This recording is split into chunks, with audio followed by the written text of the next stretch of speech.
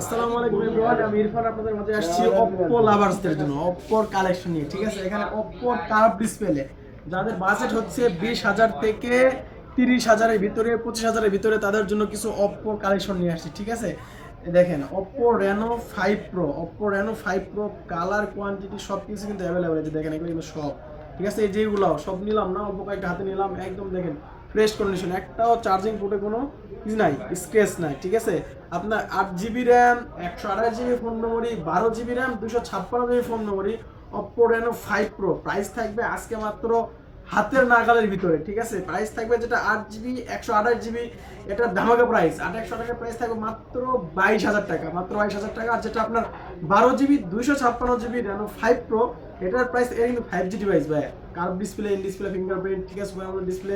এটা 12 জিবি, যেটা 256 জিবি, এর প্রাইস থাকবে মাত্র 24,000 টাকা, মাত্র 2,000 টাকা ডিস্টেন্স।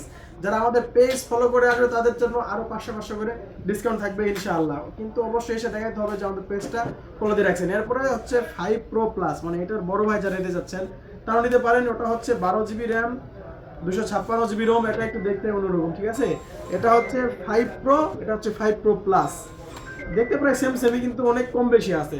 এটা হচ্ছে আপনার হচ্ছে স্ন্যাপড্রাগন 865 ইউজ করা আছে। প্রাইস থাকবে ধামাকা প্রাইস মাত্র 28,000 টাকা, মাত্র 28,000 টাকা। এরপর হচ্ছে আপনাদের Reno 8, Oppo Reno 8 12 GB 256 GB, 8 GB 256 GB, 8 256 price থাকবে মাত্র 22,000 টাকা। আর যেটা হচ্ছে 12 জিবি 256 জিবি প্রাইস থাকবে মাত্র 24,000 টাকা।